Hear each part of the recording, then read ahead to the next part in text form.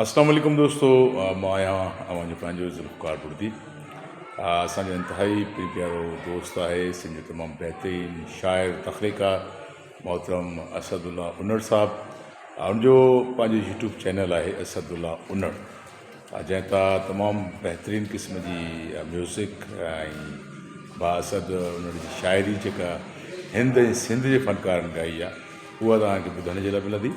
सो मां चाहींदुसि त तव्हां असदुल्ला उनड़ जे यूट्यूब चैनल खे सब्सक्राइब कयो, लाइक कयो ऐं कमेंट कयो, त जीअं हिन चैनल तां तव्हांखे साफ़ु सुथिरो ऐं महसूसु कंदड़ मवाद मिले।